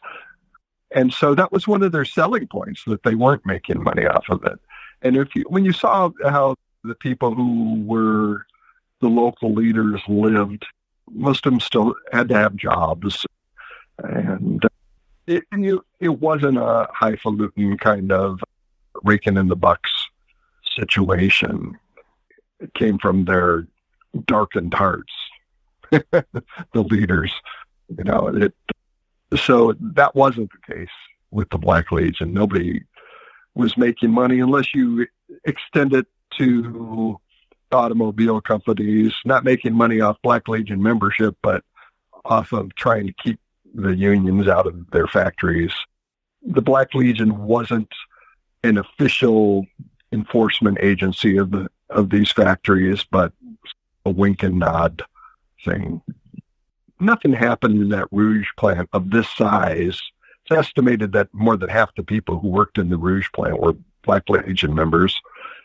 Nothing would happen in the Rouge plant involving that many people without Harry Bennett being very aware of it. He had spies throughout the system. And so they were certainly aware of it and happy to let them fight battle on one level. And again, it was a scattershot battle. It just depended on what the sentiment was of the local groups that made up that regiment. There was a case where a newspaper publisher was targeted in Highland Park, Michigan, because he was continuously opposed to the mayor, who was a Black Legion member. And so they attempted to assassinate him. It didn't work in that case, but Maurice Sugar, the leftist attorney who would become the UAW attorney eventually, they attempted to bump him off as well. And he was saying blacks in court cases against the police department and saying unkind things about the police commissioner. That motivated that. It just varied so much. And then there were the big plans that fortunately never came to be, including one to poison with typhoid germs the milk and cheese deliveries to Jewish neighborhoods. I can't imagine that somebody would go, well, I can't imagine most of this, the evil that takes. But in that case, what you would have ignited with a typhoid, you wouldn't have been able to contain it. It was, in addition to being a horrific idea, it was a stupid idea, of course, too. Just in terms of their own safety, they wouldn't be able to inoculate themselves from it. You weren't dealing often here with the brightest folks. But you mentioned the money-making aspect of it, which really isn't true to the story. And then, of course, you're a film historian, so you would know better than I, but this would have been a code era movie. And yeah, this would have been just 3 years after they started enforcing it. The bad guys get caught in the end. That didn't happen in the case of the Black Legion. A few of the bad guys got, most people got away with it. And I don't recall them dealing with the movie. Correct me if I'm wrong. It's been a while since I watched it. I don't recall them dealing with the racial and religious. It seemed like they dealt more with the foreign aspect of it. It's all about the immigrants, and that's their main target. And then also petty arguments, and then the whole thing about lying about somebody beating their wife. That was one of the motivating incidents. Was obviously inspired by the Black Legion in what's become a tradition over the decades. You don't have to hold too closely to the truth. I don't want to give away anything about your book, but I do have to say that you've got those two parallel storylines that are going, and I kept waiting for convergence. I kept waiting for a major bombshell like, and Mickey Cochran was the head of the Black Legion or something crazy like that. And I'm so glad that it didn't go there. I didn't have the evidence. I don't, at most, I think May has, signed a membership card for an Americanism organization. I wouldn't doubt that. Harry Bennett hung around with athletes. That was his thing. Political figures and athletes, and he talked to a lot of these athletes and eventually into running for public office. The coach at U of D got elected to the city council in Detroit, and one of the coaches at the football coach at U of M got elected to an office, and he tried to talk Mickey Cochran into running for sheriff of Wayne County. And he surrounded himself with athletes and former athletes, and his service department was honeycombed with former Wolverines and other athletes. And so if Harry Bennett was a member, I'm sure that Mickey Cochran was as well. If these are ifs, that's a long way from saying that Mickey or Harry participated in any of the crimes, other than agreeing with the conservative part of it, the Americanism part of it. But given Mickey Cochran's very high-strung, emotional personality, his dark moods, I think honestly, if Mickey Cochran had been managing today, I don't mean this in a flippant way. I think he probably would have been medicated. I think he dealt with manic. I hesitate to put too much on him, but in the descriptions, and I've done in-depth research on this, and he may have been bipolar. He really had intense mood swings and deep, dark moods. And one of his nicknames was Black Mike, and people assume that's because he was Irish Protestant, not Irish Catholic. They assume that it's the Irish roots, but actually people called him Black Mike because of his dark moods. He ends up having a nervous breakdown right when the Black Legion gets outed and there are threats to reveal everybody who's been involved. Now, he's had lots of trouble with the team, managing the team and being vice president at that point, a lot of stress, but he has a nervous breakdown, and he's out of commission for more than a month. He's replaced temporarily as the Tigers manager. When I started this project, I was hoping that if in fact he were involved, that there was some evidence of it other than circumstantial stuff, skimpy circumstantial, I should say. But I didn't find it. So how about you? What are you working on these days? I'm not far along in anything. For some personal reasons, family reasons, I've put aside the books for a while, but I am very much interested in the story of, this is a late 60s, early 70s story involving a Medal of Honor winner, Dwight Johnson, who performed great feats of heroism in Vietnam, came home, gets the Medal of Honor, and is an example of what today we'd call traumatic stress disorder. ends up dying in a grocery store robbery a few years later, 1971. And it's really was probably, his family believes, a suicide effort on his part, shot by the store owner. And it's just such an interesting story. I'm also looking into doing something in the 1945 Detroit Tigers, but we'll see. I'm not sure. My mind's all over the place, but this book did so well.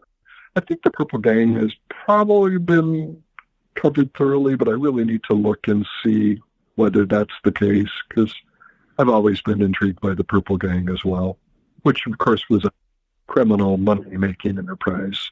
Quite a contrast from the Black Legion, which was motivated mostly by hate. And hey, the Black Legion didn't get a name check in an Elvis song either. No, I couldn't find a name check for the Black Legion anywhere, but as close as we're going to get is the Humphrey Bogart movie at this point, I think. Is the best place for people to keep up with you and your work on your website, tomstanton.com? That's fine. When things happen, I will post it there. I'm also on Facebook and Instagram, so whenever anything happens, I send it out that way. Mr. Stanton, thank you so much for your time. This was great talking with you. I look forward to hearing what you guys have to say about the movie, and I've enjoyed it as well. Thank you. All right, we're back, and we're talking about Black Legion, and I feel a little bad because I didn't do all of my homework for this one because I wanted to see one called Legion of Terror from 1936, so predates this movie by a year. The description of that is Postal Inspector Frank Marshall and Slim Hewitt infiltrate a Ku Klux Klan-like vigilante group which has mailed a bomb to a senator. When the Legion kills Nancy Foster's brother, she helps Frank and Slim in their investigation. And when you look at the pictures from this movie, it is all these guys in black robes with the skulls. So this is another Black Legion movie with the one and only Ward Bond in it. I mean, you can't go wrong with Ward Bond, right? I don't know if he was a Black Legion member, but Ward was certainly a, what shall we say? How shall I put it? He leaned very, very right, Mr. Bond. Oh, yeah. So much so that John Ford used to give him a hard time. I think that one from 36, I think that's a real B movie, isn't it? Because if I remember correctly, it's only like 63 minutes long or something like that. I'm trying to remember if I've ever seen that or not. I know of it, so maybe I did see it a long time ago, but it was definitely a B movie. I remember that. Well, speaking of right wing, the other one that I was looking at was Storm Warning from 1950 with the Stuart Hessler film with a certain Ronald Reagan as one of the male leads in there. Also, Ginger Rogers and Doris Day. I mean, very nice. It's an amazing film. That's one of the films hard that to find for a while. I've never seen. It's one of the films that James Baldwin talks about at length in his book, The Devil Finds Work. And he also talks about a few other films, Fury. You know, he doesn't really talk about Black Legion because, you know, as we've talked about it, like Black Legion avoids entirely dealing with race. And whereas, you know, Storm Warning certainly is delving directly into that. And, you know, it is set in the South, so it's much more pertinent to what James Baldwin is talking about. It's a phenomenal film. What year is that film? 1950. 50. Yeah, I see 50 or 51. Just depends on really where you look. In my notes for the Baldwin thing, it's 51, but here on IMDb, it's 50. Well, Mike, you answered my question as to why I had never seen it. Long ago, I made a vow never to watch any Ronald Reagan movie. He's great in The Killers. Really like his role in that one, the one with Lee Marvin. Oh, he's in this. Is that the Don remake? Siegel one? Yeah. Oh, okay. Yeah. Okay. And yeah, I read a lot about Fury while I was reading my research about this one. Can't remember the name of the book, but there was a lot in there. And then ironically, they just showed that yesterday on TCM as we're recording this. So that was kind of a lucky happenstance. And then unfortunately, I didn't realize that the DVD of this has audio commentary. So I went out and ordered that as soon as I found out, and the DVD arrived about 2 hours before we recorded this, and I didn't have a chance. I was eating dinner rather than watching the movie one more time with the commentary track on, so shame on me. Well, as an Italian, I approve of you choosing dinner over commentary track. The other movie I was reminded a lot while I was watching this was Black Klansman, which is one of the more modern, obviously, versions of this whole idea of infiltrating a hate group. And they make out David Duke to be a cartoon character rather than an actual threat, which I think is pretty bad to do because it really undermines the whole idea of how violent and awful the Klan is when you see them turn into buffoons. But I guess that's just kind of the thing that Spike Lee wanted to do with the film, which has been done before. I mean, the Klan in Oh Brother, We're Out There, there are some buffoons in that, but really, I mean, John Goodman's character is, I think, a real threat rather than just being the butt of a joke. Yeah, I mean, I feel like David Duke himself did lean a little bit into that buffoon persona. It's what made him relatable, in that same way that Ronald Reagan kind of did that, We're like, I'm just going to, hit that everyman note by being a little like goofy and vulnerable, but I'm also, a complete fascist. Going to ignore the AIDS crisis. I'm going to install this trickle-down economics. Yeah. All these things that we're still feeling today. I'm still waiting for the trickle. Does anybody else remember the SNL sketch where Phil Hartman played Reagan and he plays him like out in front of the cameras? He plays him as this, this, like, yes, this guy. And then behind closed doors, he's like, he's barking out all the orders. He's totally in control. And then when he goes back out in front of the cameras, he's just, shucks, grandpa, benign grandpa. And finally, Mr. President, about the Iran-Nicaraguan connection. Some may wonder which was worse, your knowing or your not knowing. Well, all I can say is I didn't know. And well, we're trying to find out what happened because none of us know. Well, I hope I've answered your questions as best I could, given the very little that I know. Goodbye, and God bless you. Thank you, Mr. President. Thank you very much. Okay, get back in here. All right, let's get down to business. I'm only going to go through this once, so it's essential that you pay attention. 1, Casey. Yes, sir. You'll spearhead our new operation to fund the Contras. The C-5As with the tow missiles and grenade launchers will leave for South Africa at 0800 hours. I want you to supervise the loading. I was too senile to know anything was going on with the Iran-Contra scandal. Oh, my. I didn't know anything about the Noriega and what was happening there. Oh. Doors closed, and then he's Dick Cheney. Very convenient how he lost his mind, sure. I mean, but they did have, I remember a story on 60 Minutes, and it was fairly early into Reagan's tenure, where they were showing him giving speeches, and then they would go and they would replay speeches from some of his movies, and he was basically doing speeches from movies as the president. Yeah, word for word. I remember that story on 60 Minutes. Yep.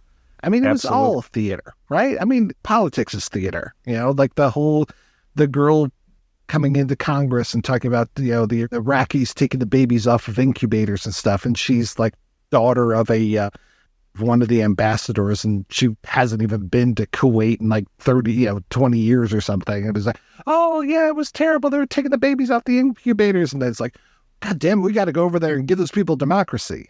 I know that wasn't Reagan. I know that was Bush the first, but still, I mean, it was the same playbook. It was part of the legacy. It was 12 years of Reagan, basically, even though it was only officially 8.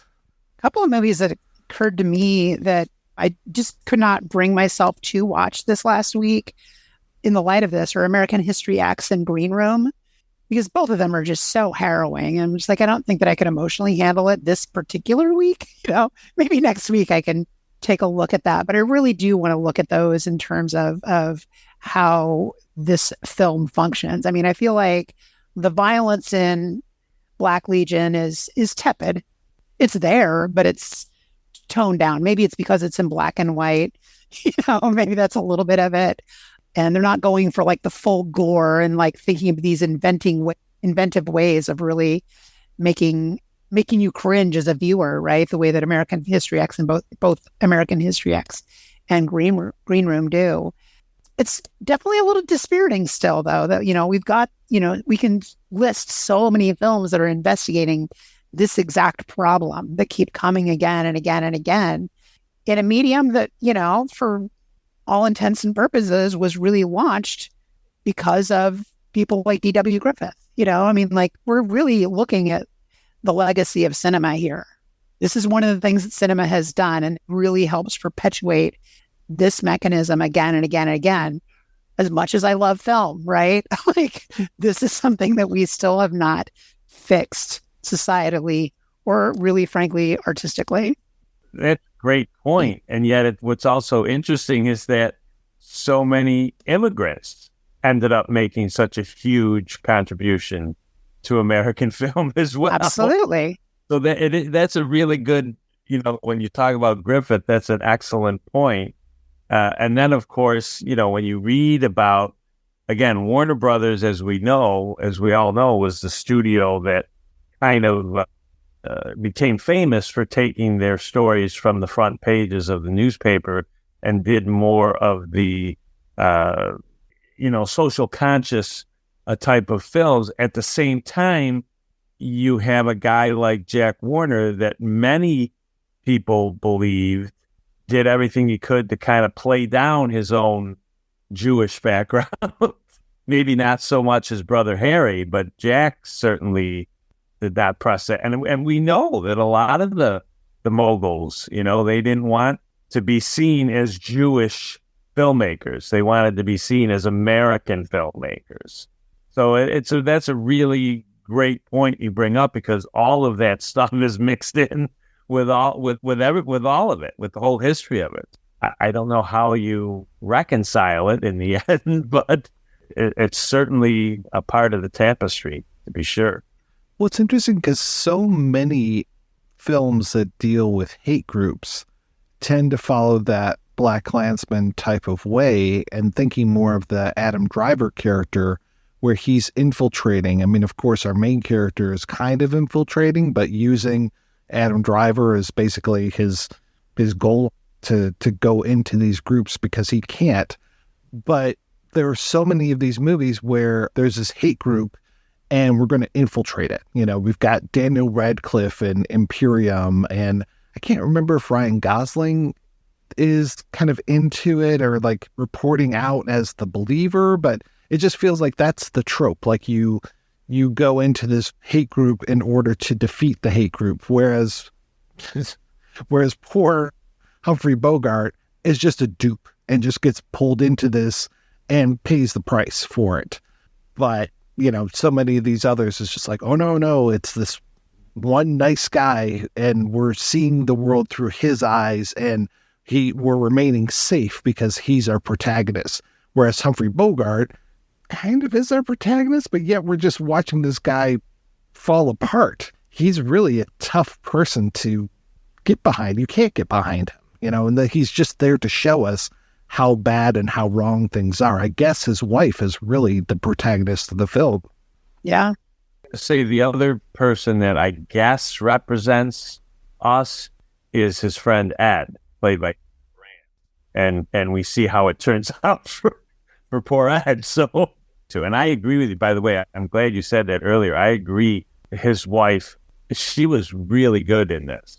Really good. Yeah. Erin O'Brien Moore. That's not really a recognizable name. No, nor was she really a recognizable face. Like when I look at her filmography, I'm like, I know some of these titles, but I don't recognize a lot of the movies that she was in.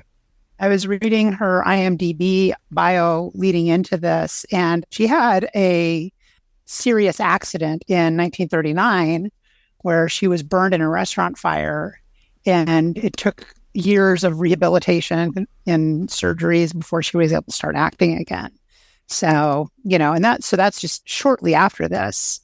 She was able to return to acting, so yay. But, her real boom years were 34 to 37. And like you were saying, as far as Bogart, she was making multiple movies a year. But yeah, to your point, Rahne, 37, nothing again until 48. So yeah, that's not good. Yeah. It's hard. It's hard. Yeah. Especially when you're in your most bankable years as a star, right? Exactly. And yeah, we don't put old women on film. What the hell? We don't like old people much, especially old women. Can't have that in cinema.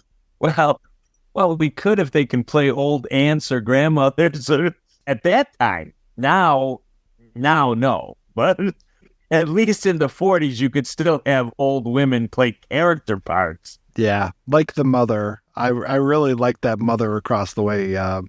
Was that Ed's mother or no? It's Aunt Sheridan's mother. Aunt Sheridan's mother. Right. Yeah. She was terrific. Yeah, that's right. Aunt Sheridan, whose brother in the movie is Cliff. All right, but yeah, there's like this whole. I should have tried to map out the relationships in this film because there's a lot of. Oh, this person knows this person who's dating this person who used to date this person and they don't like that. Aunt Sheridan's brother is Cliff? Yeah, her name is Betty Grogan and he's Mike Grogan. Oh, I'm sorry, he's Mike, but he's played by Clifford Sobier. I'm so dumb. I was looking at the actor rather than the character. I was going to say, because Sheridan is the daughter of that couple, the Irish couple, Grogan. Ed is their boarder. That's right. Yeah, Ed's the boarder. And I love when Ed comes over and kicks Pearl out, and that's what really starts Frank on his tirade, his drunken tirade. Don't you mess with me. I know people, and they're going to get you. And it's like, okay, just keep digging your own grave, Frank. Yeah, and remember, it was Ed's stupid comment in the pharmacy where he says to her, he makes some comment about, oh yeah, I beat her all the time, talking about his fiance, because he's just trying to get away from this woman. And then she brings that up later on to Cliff, and that's like, oh, that gives us our excuse to beat the hell out of this guy. It's a really interesting film. I mean, and I think it's very well put together. Didn't I read that the screenplay was nominated for an Academy Award, but lost out to A Star is Born? Yes, exactly. Yeah. And it seemed to have made a splash. But now, this, in 2023, obviously, like we're saying, like, this is not one of those movies where you're just like, oh, Humphrey Bogart, remember how great he was in Black Legion? But he's amazing in this movie, as always. He must have made 30 pictures at least before he does like High Sierra, and maybe even more than that, actually, now that I think about it, by the time he does High Sierra and Maltese Falcon. He only worked till 56. So, I mean, he really only had a 21-year career from 36 to 56. I mean, he made those sophisticated, a few comedies, early 30s, where he came in with the tennis racket saying tennis anyone, that kind of stuff, juvenile leads. But in terms of his real film career, it was 36 to 56. That's it. And in that 21-year period, he made like 78 films or something. It's amazing to think that, like, same year Dark Victory is coming out, The Return of Dr. X is also coming out, and that's like a year before They Drive by Night, which is a very powerful film. High Sierra 41, Maltese Falcon 41, and yeah, that after that, right up to the top, across the Pacific, Casablanca, across the North Atlantic, Sahara, Passage to Versailles, To Have and Have Not. It just goes up and up and up and up from there. He kept building after that. Like each film, he did High Sierra, and they're like, oh, this is a breakout film. And then the next year he does, or not even like 6 months later, Maltese Falcon comes out. And then he still did a couple of, I think he did The Wagons Roll at Midnight or something. And he did a couple lousy films before he gets into Casablanca, which, of course, that changed everything for him. And then he still does, he did like Action in the North Atlantic is a fun, an exciting film, but it's not a great film. But then he does To Have and To Have Not with Bacall. And then you've got all the Bogart and Bacall films. And then you've got African Queen. Oh, no. First you have Treasure of Sierra Madre. Then you have African Queen. Yeah, I mean, the guy, it's that old story where he was an overnight success on his 40th film, you know? I mean, gosh, just to think of so many great, I mean, we've talked about In a Lonely Place on this show. Yeah, I'd love to talk about the King Mutiny one of these days. His performance as Commander Queeg. Oh my God. He's got those balls. It was the strawberries. I had him on the strawberries. That's the strawberries with fucking Lee Marvin, just like, this guy's crazy. He was I think, and I mean, for me personally, certainly of that period, I think the two best actors of that period were Bogart and Tracy. I've never clicked with Tracy for whatever reason. It's all subjective. I could sit and watch Tracy eat breakfast. That's how compelling he is to me. And Tracy is one of those guys, the same can be said of Bogart, actually, who got more and more interesting to me as he got older. That's how I feel about Bogart, too. Something about it. I don't know what it was, but the older they got, like, Mike, do you not even like Bad Day at Black Rock? I want to like that film. I mean, I like everybody else in that movie because that cast is amazing, but Spencer Tracy just doesn't do it for me. And I don't know if it's just the association with Hepburn or what it was, because I've tried to watch some of those Tracy and Hepburn movies and they miss the mark for me every single time. I love Bad Day at Black Rock, and I love one of my all-time favorite, probably one of my top 10 favorite films of all time, is Inherit the Wind, with him and Frederick March. Yeah, that's a good one. I like him at Desk Set, too. Yeah, that Desk Set is a good one. That Desk Set is one of those Tracy Hepburn movies that it doesn't get put up front, but is a lot of fun, too. And I like that because he's getting older in that one as well. And I think he makes it, that much more. There's something added to it for me. He's even great in a totally depressing film like Judgment in Nuremberg, So, and interestingly enough, Bogart and Tracy were really close friends, and they only made one movie together, and that was Up the River, which was like 1931. That was Bogart's first trip to Hollywood.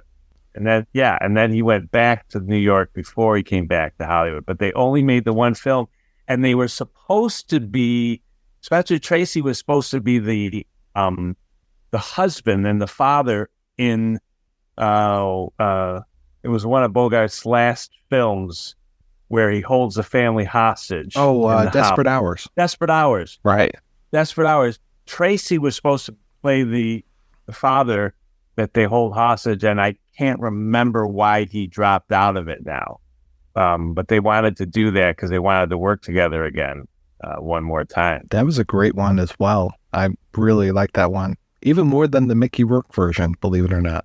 All right, folks, let's go ahead and take another break and play a preview for next week's show.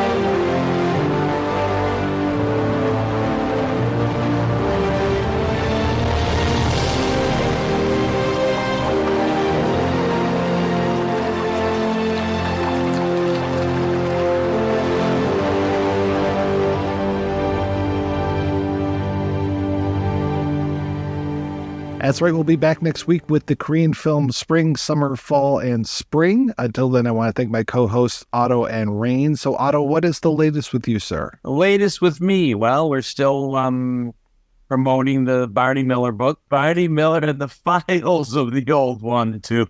I have a finished manuscript for a baseball book, and I'm working on another book, a film book that you know of, but I'm still not far enough.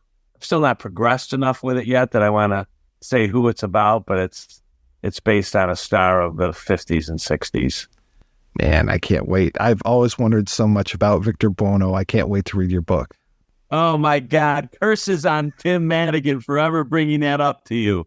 And Rahne, I know you have a lot of stuff going on right now. What's the latest?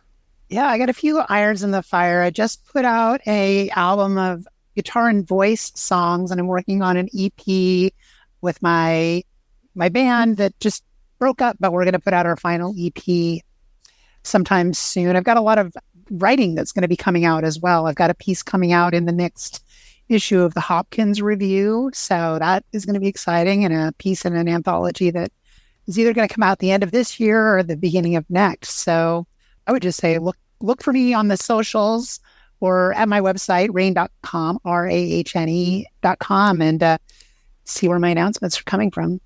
Well, thank you so much, folks, for being on the show. Thanks to everybody for listening. If you want to hear more of me shooting off my mouth, check out some of the other shows that I work on. They're all available via weirdingwaymedia.com. Thanks especially to our Patreon community. If you want to join the community, visit patreon.com/projection booth. Every donation we get helps the projection booth take over the world. Oh boy, that sounds bad after talking about the Black Legion.